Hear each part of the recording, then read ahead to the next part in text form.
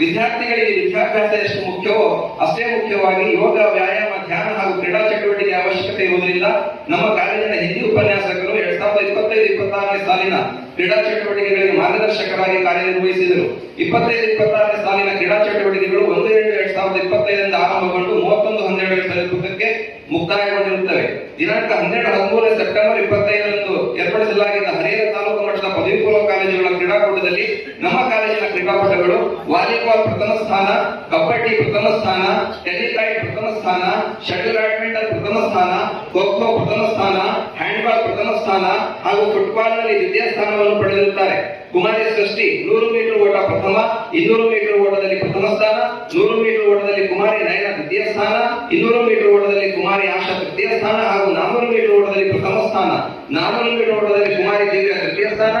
3000 metre ಓಟದಲ್ಲಿ ಕುಮಾರಿ ನಿವೇದಿತ ದ್ವಿತೀಯ ಸ್ಥಾನ, ವಾಕ್ ರೇಸ್ನಲ್ಲಿ ಕುಮಾರಿ ಸ್ವಪ್ನ ದ್ವಿತೀಯ, ಗುಂಡು ಎಸೆತದಲ್ಲಿ ಕುಮಾರಿ ಉಷಾ ಪ್ರಥಮ, ಚಕ್ರ ಎಸೆತದಲ್ಲಿ ಕುಮಾರಿ ನೇತ್ರ ತೃತೀಯ ಸ್ಥಾನ ಹಾಗೂ ಉದ್ದ ಜಿಗಿತ ಹಾಗೂ ಕಾವ್ಯ ಪಿ ತೃತೀಯ ಸ್ಥಾನ, 4x100 ಮೀಟರ್ ರಿಲೇಯಲ್ಲಿ ಪ್ರಥಮ ಹಾಗೂ 4x400 ಮೀಟರ್ ರಿಲೇಯಲ್ಲಿ ದ್ವಿತೀಯ ಸ್ಥಾನವನ್ನು ಪಡೆಯುವುದರ ಮೂಲಕ ನಮ್ಮ ಕಾಲೇಜು ಸತತವಾಗಿ 4 ವರ್ಷಗಳಿಂದ ತಾಲೂಕು ಮಟ್ಟದ ಸಮಗ್ರ ಚಾಂಪಿಯನ್ಶಿಪ್ ಅನ್ನು ಪಡೆದುಕೊಂಡಿತು.